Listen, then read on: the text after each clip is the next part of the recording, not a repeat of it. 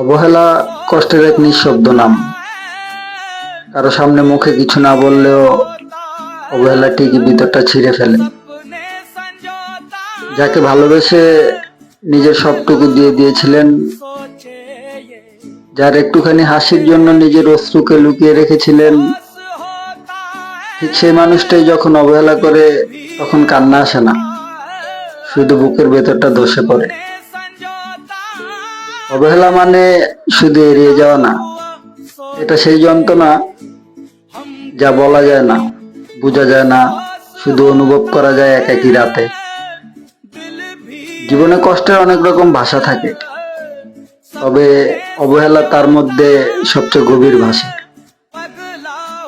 সবচেয়ে তীব্র।